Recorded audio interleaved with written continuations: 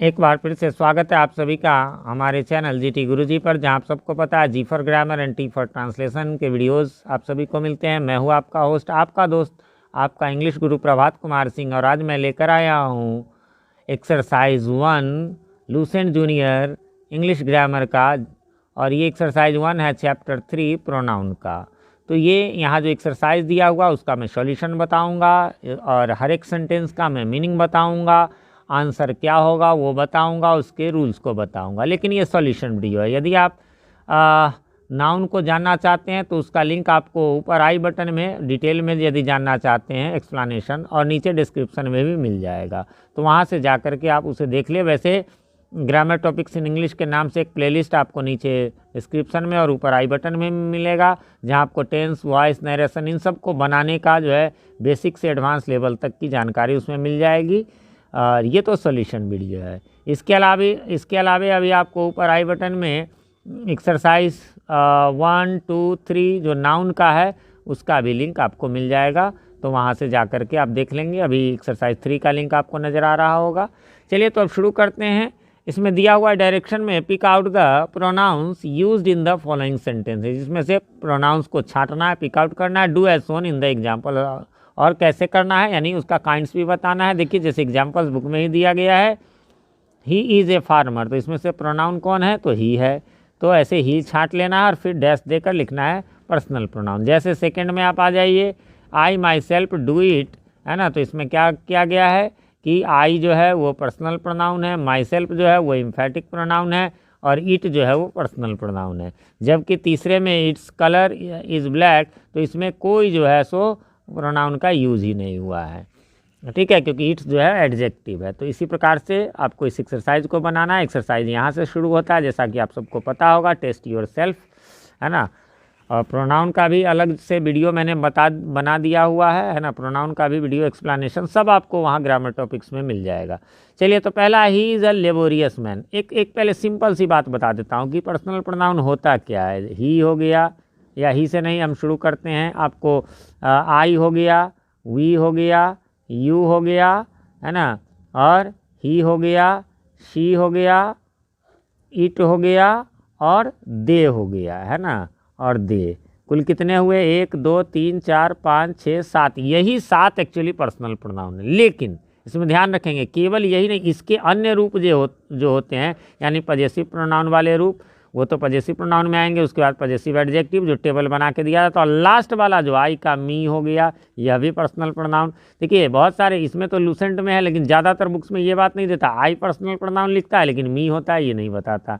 We का जो अस वाला रूप है वो, यू का जो यू ही होता है खैर वो रूप, ही का हिम वाला रूप, है ना, शी का हर वाला रूप, है ना, इट का जो है वो इट वाला रूप, और दे का देम वाला रूप जो है, ये मतलब ये दोनों लाइन, शुरू वाला लास्ट वाला जो है, ये दोनों पर्सनल प्रोनाउन होता है। तो इससे आपको पहचानने में आसानी हो गई होगी। तो ऐसा इसमें केवल एक ही है, तो ही कौन सा हो गया, पर्सनल प्रोनाउन हो गया, है ना। दिस बुक इज़ माइन, अब माइन वाला जो है उसी टेबल में जो सेकंड वाला लाइन है उसमें, है ना, थर्ड वाला जो लाइन है उसमें माइन आ जाएगा, है ना। तो माइन क्या हो जाएगा, तो पजेसिव प्रोनाउन हो जाएगा। दिस नहीं होगा, ध्यान रखेंगे। बहुत लोगों को लगेगा दिस की डिमॉन्स्ट्रेटिव प्रोनाउन, नहीं, दिस के बाद बुक है, नाउन है, इसलिए ये एडजेक्टिव का काम कर रहा है दिस, इसलिए प्रोनाउन केवल माइन है। यू लव हर, अब इसमें यू हो जाएगा पर्सनल प्रोनाउन, और हर भी हो जाएगा आपको पर्सनल प्रोनाउन, क्योंकि शी का हर जो है वो ऑब्जेक्टिव केस है। इसी प्रकार दैट इज हर्स, इसमें क्या हो जाएगा, दैट तो होगा डिमॉन्स्ट्रेटिव प्रोनाउन, क्योंकि यह अकेला, इसके बाद नाउन नहीं बल्कि वर्ब है। नाउन नहीं आना चाहिए, नहीं तो एडजेक्टिव हो जाएगा। और हर्स जो है वो आपको पजेसिव प्रोनाउन है, वो तो टेबल बना ही हुआ है, उसी में है। 5 नंबर में है the two sisters love each other, तो यहाँ पर एकमात्र है ईच अदर, ये जो है वो आपको रेसिप्रोकल में होगा। ये जो है गलत यहाँ पर लिखा दिया गया है, रेसिप्रोकल, है ना, रेसिप्रोकल। अगला है, इसका मैं स्क्रीनशॉट ले लेता हूँ ताकि करेक्शन हो जाएगा। दिस इज अ काउ, यहाँ पर दिस जो है वो डिमॉन्स्ट्रेटिव प्रोनाउन है।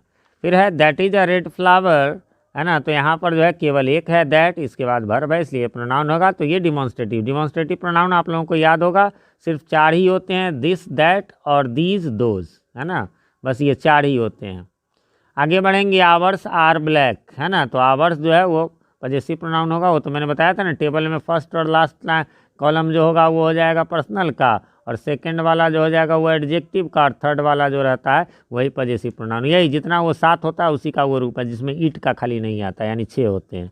आई write to you and you write to me, है ना। तो आई बताइए पर्सनल प्रोनाउन, यू भी हो जाएगा पर्सनल प्रोनाउन।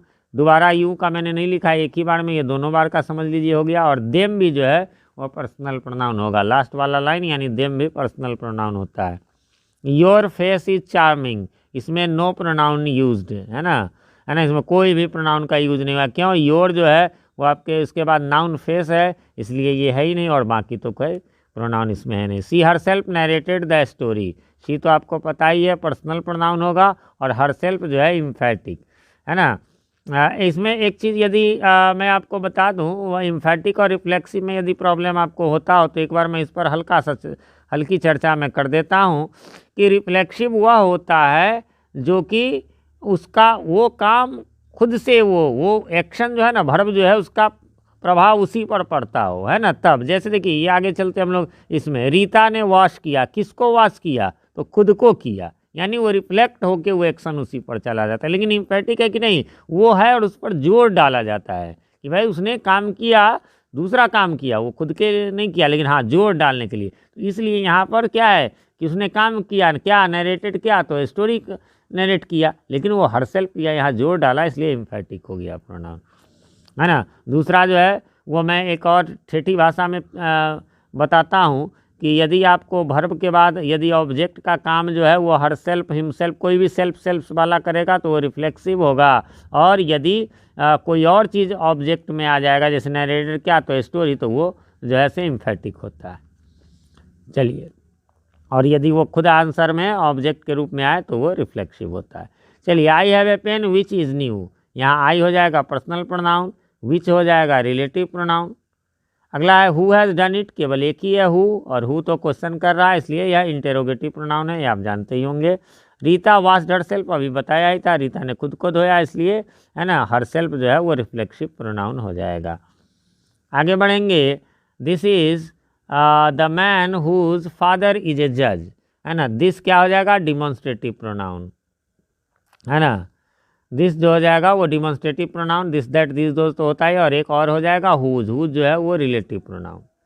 उसके बाद है these are the books that my father gave, तो दीज आपको पता है पजेसिव प्रोनाउन होता है, और इसके अलावा इसमें दैट भी हो जाएगा, दैट जो है वो रिलेटिव हो जाएगा, है ना। ये जोड़ने का काम कर रहा है दो सेंटेंस को यहाँ पर। Some went to Delhi but many are still here, some क्या हो जाएगा? इंडिफिनिट प्रोनाउन हो जाएगा, और मैनी भी जो है वो इंडिफिनिट प्रोनाउन हो जाएगा। आगे बढ़ेंगे नंबर 18 की ओर, और नंबर 18 में है what is your name and what is your father's name. तो व्हाट आपको पता है इंटेरोगेटिव होता है, दोनों जगह के व्हाट के लिए एक ही जगह मैंने लिख दिया है, इसके अलावा जो है इसमें कोई और नहीं है, योर नहीं होगा क्योंकि इसके बाद नाउन है। We play ourself and you play yourself, है ना। यहाँ पर जो है वी पर्सनल प्रोनाउन है ही, और आवर सेल्फ यहाँ देख रहे हैं वर्ब के बाद यही ऑब्जेक्ट के रूप में आ रहा है, इसलिए यह जो है तो आपको रिफ्लेक्सिव प्रोनाउन है। इसी प्रकार यू तो पर्सनल है प्रोनाउन है ही, और योर सेल्फ भी जो है वो रिफ्लेक्सिव प्रोनाउन है। लास्ट है neither of the two roads is safe, neither जो है नाइदर हो जाएगा आपको डिस्ट्रीब्यूटिव प्रोनाउन। नाइदर में भी वही नियम होता है कि नाउन रहेगा तो फिर वो नहीं होगा, फिर वो एडजेक्टिव हो जाएगा। फ्रेंड्स, इस प्रकार से यहाँ पर समाप्त हो गया। उम्मीद करता हूँ आपने मिला लिया होगा, कोई कन्फ्यूज़न नहीं होगी। फिर भी कोई कन्फ्यूजन हो तो कमेंट करें, मैं रिप्लाई ज़रूर देता हूँ, थोड़ी देर से ही सही। और यदि क्वेश्चन में कन्फ्यूजन हो तो आप क्वेश्चन को ही कमेंट करें, जिससे मैं ईजिली देख करके आपको उसी समय रिप्लाई कर सकूँ। अन्यथा बुक निकालो, एक्सरसाइज देखो तो थोड़ा टाइम लग जाता है।